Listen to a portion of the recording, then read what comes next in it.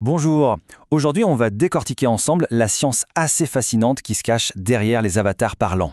On va voir comment cette technologie, qui peut paraître super complexe, fonctionne réellement. On va justement plonger au cœur de cette technologie qui permet de donner vie à des humains numériques. Comment on passe d'une image complètement figée à une personne qui nous parle, qui a des expressions. C'est ce qu'on va explorer. Et cette technologie, on la croise peut-être plus souvent qu'on ne le pense. Elle est vraiment au cœur des effets spéciaux pour le cinéma, elle donne vie aux personnages de jeux vidéo, et on la voit même utilisée pour créer des présentateurs virtuels. Alors, concrètement, comment ça fonctionne? Eh bien, on peut imaginer ça un peu comme la construction d'une marionnette numérique. Tout le processus se découpe en 3 grandes étapes, de la création pure jusqu'à l'animation finale. Allez, on plonge dans le vif du sujet. Il faut bien comprendre que créer un humain numérique, ce n'est pas juste un claquement de doigts. Non, c'est une suite d'opérations très précises, un véritable pipeline de production. Cet organigramme, il résume parfaitement le parcours. D'abord, on génère le portrait, c'est la base, le visage de notre avatar.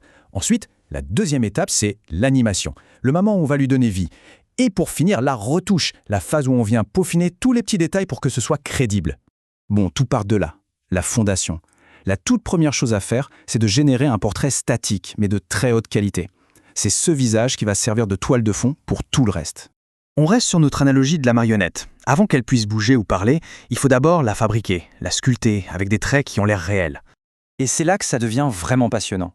Il y a 2 grandes approches. Soit on laisse l'intelligence artificielle en totale liberté. Elle part de rien, d'une sorte de bruit numérique, et elle invente un visage. Ça, c'est la génération inconditionnelle. Soit au contraire, on la guide très précisément, avec du texte par exemple, comme un dessinateur qui suit une description. Et ça, c'est l'approche conditionnelle. Ok, notre portrait est prêt. Maintenant, il est temps de passer à l'action. On va lui donner une voix, lui donner du mouvement. C'est la deuxième grande étape du processus. C'est le moment de tirer les ficelles de notre marionnette. C'est une source extérieure qui va tout dicter. Une piste audio ou même une autre vidéo va servir de guide pour chaque mouvement, chaque expression de l'avatar. Pour animer, là encore, il y a 2 options principales. On peut utiliser une vidéo d'une vraie personne, et l'IA va alors répliquer ses expressions à la perfection. Ou alors, on peut partir juste d'un fichier audio, et l'IA va se charger de synchroniser le mouvement des lèvres et même de générer des expressions qui correspondent. C'est là que la vraie magie opère.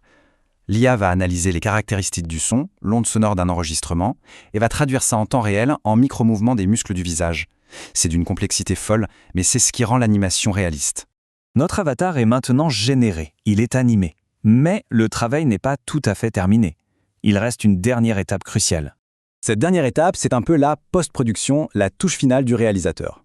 On peut peaufiner les émotions, réorienter la tête, changer la direction du regard, ou même ajouter des clignements d'œil pour que la performance soit absolument parfaite. Et le gros avantage, c'est qu'on n'a pas besoin de tout recalculer depuis le début. Bon, maintenant, un petit mot sur le futur. Les progrès dans ce domaine ont été absolument fulgurants. Mais pour atteindre un réalisme parfait, il reste encore pas mal de défis à relever. Il suffit de regarder cette frise chronologique. En à peine quelques années, on est passé de résultats un peu expérimentaux, un peu flous, à des vidéos d'un réalisme bluffant. La vitesse à laquelle cette technologie évolue, c'est juste stupéfiant. Mais attention, on n'y est pas encore tout à fait. Il reste de sacrés obstacles. Le plus connu, c'est d'éviter cet effet de vallée de l'étrange, ce moment où quelque chose est presque humain, mais un détail cloche et ça crée un malaise. Il faut aussi mieux gérer les angles de tête un peu compliqués, s'assurer que l'animation est parfaitement fluide. Bref, la quête du réalisme absolu est loin d'être terminée. Ce qui est certain, c'est que cette technologie est en train de réduire comme jamais l'écart entre le monde numérique et le monde réel. Et forcément, ça soulève des questions assez fondamentales sur la communication, sur l'identité et même sur ce qu'est la réalité.